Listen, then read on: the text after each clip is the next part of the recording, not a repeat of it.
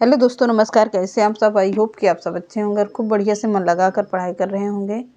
तो जैसा कि आप लोगों को पता है, कल हमने दिया था आप लोगों को हिंदी व्याकरण की क्लास।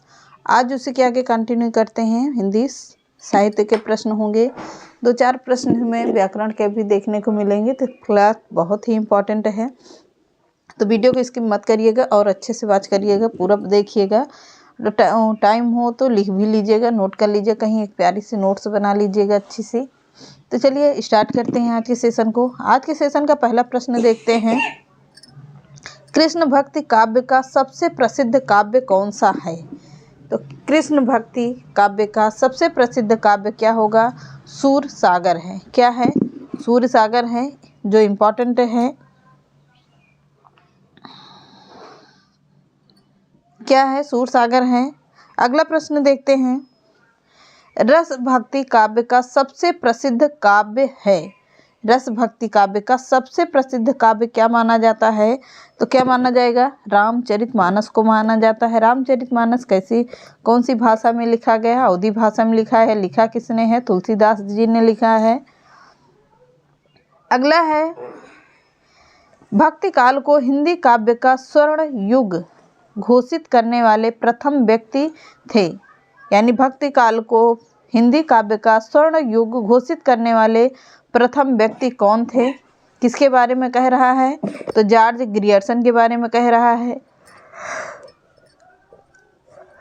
किसके बारे में? जॉर्ज ग्रियर्सन के बारे में कह रहा है।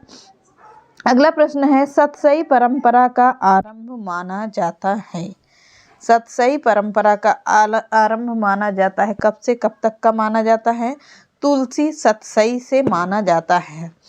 किससे? तुलसी सतसई से माना जाता है। तुलसी सतसई के रचनाकार कौन है? तुलसीदास जी को माना जाता है। अगला है, खड़ी बोली में लिखित सर्वप्रथम काव्य ग्रंथ कौन सा है? तो खड़ी बोली में लिखित सर्वप्रथम काव्य कौन सा है? तो एकांतवासी है। क्या है? एकांतवासी योगी है। अगला प्रश्न देखते हैं। खड़ी बोली के प्रथम स्वच्छंदतावादी कवि हैं। खड़ी बोली के प्रथम स्वच्छंदतावादी कवि कौन हैं? तो कौन होंगे? श्रीधर पाठक हैं। कौन होंगे? श्रीधर पाठक के बारे में बात कर रहा है। अगला प्रश्न है, खड़ी बोली का प्रथम महाकाव्य है। खड़ी बोली का प्रथम महाकाव्य कौन सा है? तो प्रिय प्रवास है। किसने इसकी रचना किया है? तो हरियोधी जी की रचना है प्रिय प्रवास। प्रिय प्रवास किस बोली में है? तो खड़ी बोली के बारे में बात कर रहा है। अगला प्रश्न देखते हैं। अगला प्रश्न है, गीत काव्य शब्द का सर्वप्रथम प्रयोग किया था।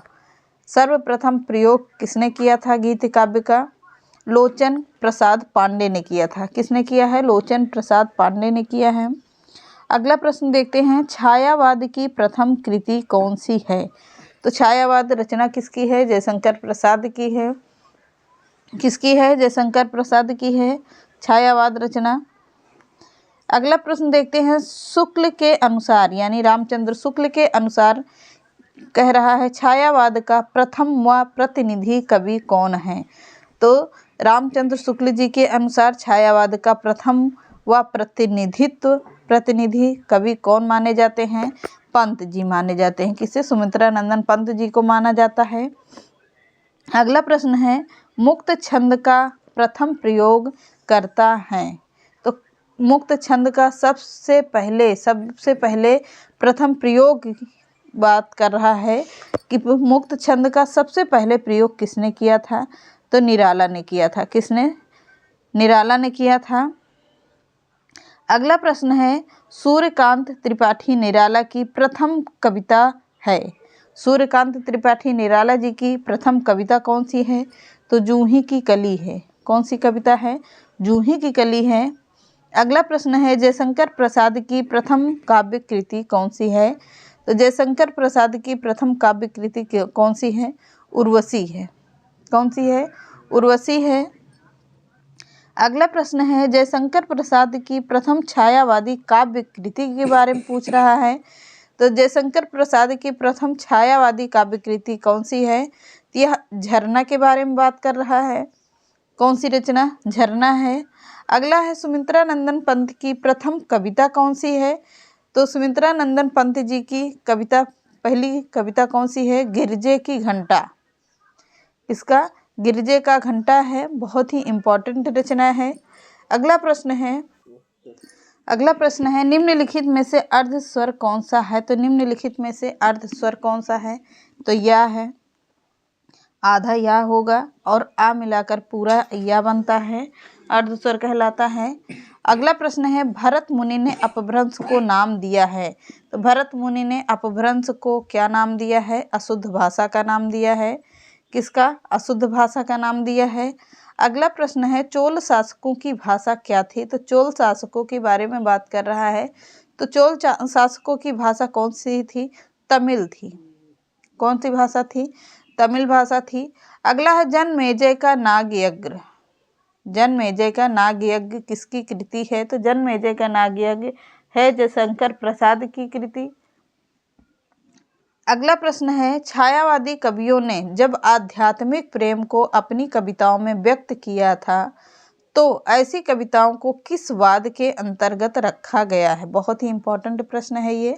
छायावादी कवियों ने जब आध्यात्मिक प्रेम को अपनी कविताओं में व्यक्त किया तो ऐसी कविताओं को किस वाद के अंतर्गत रखा गया है? तो किस वाद के अंतर्गत रखा जाएगा?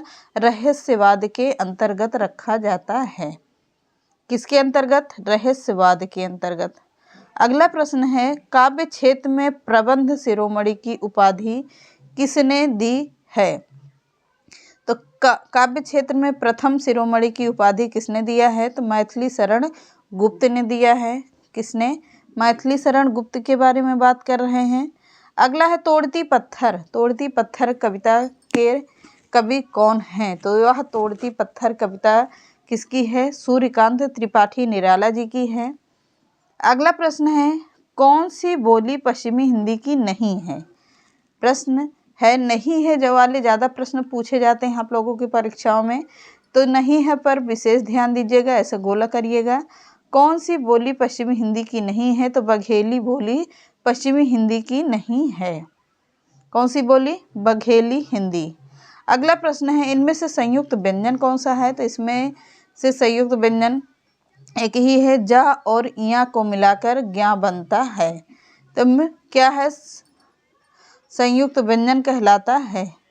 अगला प्रश्न है जायसी की ग्रंथावली के संपादक का नाम क्या है? तो जायसी की ग्रंथावली के संपादक का नाम है रामचंद्र शुक्ल।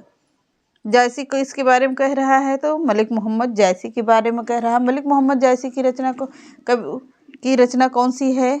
पद्मावत, अखरावट। जैसा कि पद्मावत है क्या? एक महाकाव्य है। किस भाषा में है? तो अवधी भाषा में है।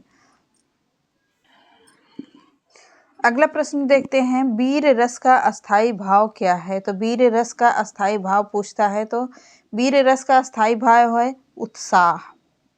क्या है? उत्साह है। अगला प्रश्न है रामचरितमानस किस भाषा में लिखा गया है? मैंने इसके पहले भी अभी बताया था कि रामचरितमानस अवधी भाषा में लिखा गया है। किसने लिखा है? इसकी रचना किया है तो तुलसीदास जी ने किया है। रामायण किस भाषा में है? पूर्णतः संस्कृत भाषा में है। उसकी रचना किसने किया है? महर्षि वाल्मीकि ने किया है। रामायण का ही हिंदी अवधी भाषा में अनुवाद किसने किया था? तुलसीदास ने। नाम क्या रखा था? रामचरितमानस रखा था। चारों तरफ से घुमाकर प्रश्न आप लोगों से पूछ सकता है, तो हर तरह से प्रश्न पूछने के लिए आप लोग तैयार रहिएगा। अगला प्रश्न है चंदन विष व्यापत नहीं लिपटे रहत भुजंग। बहुत ही इम्पोर्टेंट पंक्ति है ये। चंदन विष व्यापत नहीं लिपटे रहत भुजंग, इस पंक्ति के रचयिता कौन हैं? तो कौन है? किसके बारे में बात कर रहा है? तो इसके पंक्ति के रचयिता हैं रहीम दास जी के बारे में कह रहा है। चंदन विष व्यापत नहीं लिपटे रहत भुजंग रहीम की पंक्ति है। अगला है गीतांजलि के रचयिता कौन है? तो गीतांजलि किसकी रचना है? तो रविंद्रनाथ टैगोर की रचना है गीतांजलि। कौन सी रचना? गीतांजलि। अगला है मुझे तोड़ लेना वनमाली उस पथ पर देना तुम फेंक। मुझे तोड़ लेना वनमाली उस पथ पर देना तुम फेंक, यह रचना किसकी है? तो आप लोग इसको कमेंट करके बताइएगा कि ये पंक्ति किसकी है, तो इसको आप लोगों के ऊपर छोड़ रहे हैं। अगला प्रश्न है शिव शंभू के चिट्ठे, शिव शंभू के चिट्ठे किसकी रचना है, तो यह है रचना किसकी, बाल मुकुंद गुप्त की रचना है। किसकी है, बाल मुकुंद गुप्त की है। 55 नंबर का प्रश्न आप लोगों के ऊपर है, कमेंट करके बताइएगा किसके रचनाकार कौन है। नहीं होगा तो कल हम बताएंगे आप लोगों को, लेकिन कमेंट करके ज़रूर बताइएगा। अगला है शिव शंभू के चिट्ठे, इस शिव शंभू के चिट्ठे से संबंधित रचनाकार कौन होंगे, बाल मुकुंद गुप्त की है। अगला है दक्षिण भारत में हिंदी भाषा के क्षेत्र में किसने प्रचार प्रसार किया है, बहुत ही इम्पोर्टेंट ये भी प्रश्न है। दक्षिण भारत में हिंदी भाषा के क्षेत्र में किसने प्रचार प्रसार किया है, तो सी राजगोपालाचारी ने किया है। किसने, सी राजगोपालाचारी के बारे में बात कर रहा है। अगला प्रश्न है निम्नलिखित में से किस पुस्तक में भ्रमर गीत का प्रसंग है, किस पुस्तक में है भ्रमर गीत का, तो सूर सागर में है। सूर सागर किसने लिखा है, सूरदास ने लिखा है। अगला प्रश्न है वानवीकरण अलंकार का प्रयोग किस प्रकार की कविता में हुआ है, तो मानवीकरण अलंकार का प्रयोग किस प्रकार की कविता में हुआ है, तो नई कविता में हुआ है। किसमें, नई कविता में हुआ है। अगला प्रश्न है ये हो व्याकरण का प्रश्न, अनिल का पर्यायवाची शब्द है, तो अनिल का पर्यायवाची शब्द क्या होगा, पवन होगा। क्या है, पवन है। तो ये रहा आज का इम्पोर्टेंट सेशन, आप लोग इसको नोट कर लीजिएगा। मिलते हैं नेक्स्ट वीडियो में। चैनल पसंद आता तो लाइक सब्सक्राइब एंड शेयर कर दीजिएगा। नमस्कार।